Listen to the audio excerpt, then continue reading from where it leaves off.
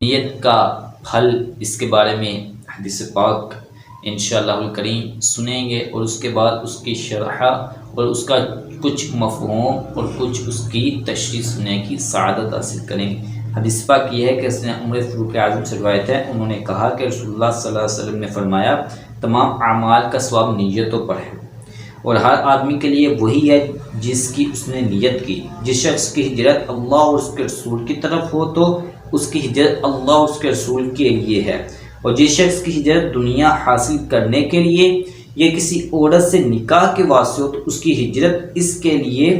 ہوگی جس کی طرف اس نے ہجرت کی۔ مطلب ہم نے اگر اللہ اور اس کے رسول کی طرف ہجرت کی تو ہماری ہجرت اللہ اور اس کے رسول کی طرف ہی ہوگی۔ اگر اس کی اللہ اور اس کے رسول کی رضا حاصل کرنے کے لیے، ان کو راضی کرنے کے لیے ہجرت کی تو ہماری ہجرت انہی کی طرف ہوگی، یعنی اس کے اندر ثواب بھی ملے گا۔ لیکن اگر ہماری ہجرت دنیا کمانے کے لیے ہو، بعض ہوتے ہیں نا باہر چلے جاتے ہیں روزی کمانے کے لیے، تو یہ ہجرت ان کی روزی کمانے کے لیے ہوتی ہے، اور روزی کمانے کے لیے ہجرت کی، جس نے دنیا کمانے کے لیے ہجرت کیا، عورت کی طرف ہجرت کی، تو اس کی ہجرت دنیا کی طرف ہی ہے۔ لیکن اگر آپ باہر جانا چاہتے ہیں تو اس کے لیے اچھی نیت بھی کر سکتے ہیں کہ گھر والوں کے لیے بہترین روزی، حلال پاکیزہ روزی کمانے کے لیے اگر باہر جائیں گے تو اس صورت کے اندر گھر والے سکھی رہیں گے، اور گھر والوں کے لیے کمانا صدقہ بھی ہے۔ لیکن اگر آپ یہ نیت کریں گے تو اس کے اندر ثواب بھی ملے گا۔ لیکن اگر مطلقاً آپ باہر چلے جاتے ہیں دنیا کمانے کے لیے تو اس صورت میں ثواب نہیں ملے گا، بلکہ آپ کی ہجرت دنیا کے لیے ہی ہوگی۔ اس حدیث پاک کی چند ایک خصوصیات ہے۔ پہلی، یہ بخاری شریف کی سب سے پہلی حدیث پاک ہے، اور امام بخاری نے اس حدیث کو متعدد سندوں اور مختلف لفظوں کے ساتھ اپنی اس کتاب میں دوسرے 6 مقامات پر بھی ذکر فرمایا ہے، اور وہ 6 مقامات یہ ہیں۔ پہلا کتاب الایمان، دوسرا کتاب العتق، کتاب الہجرت، کتاب النکاح، کتاب الایمان اور کتاب الحیل۔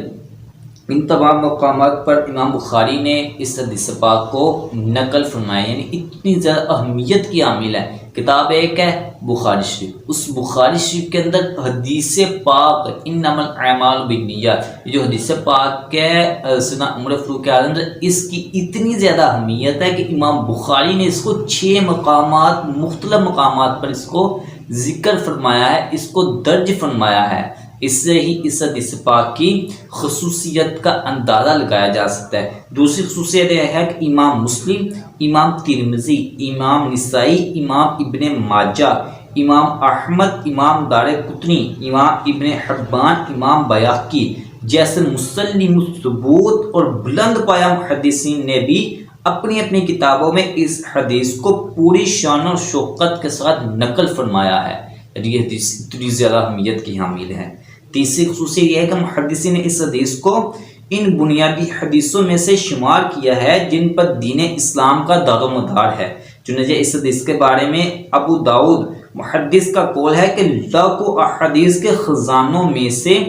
دین پر عمل کرنے کے لیے صرف 4 حدیثیں کافی ہیں، کہ صرف 4 حدیثیں دین پر عمل کرنے کے لیے کافی ہیں، اور ان 4 میں سے ایک حدیث انما الاعمال بالنیات ہے۔ حضرت امام شافعی، امام احمد رضی اللہ تعالی عنہما نے فرمایا کہ اس حدیث میں علم دین کا 1/3 حصہ ہے، یعنی پورے دین کے 3 حصے کیے جائے، ان میں سے 1/3 حصہ انما الاعمال بالنیات اس ہی حدیث پاک کا ہے۔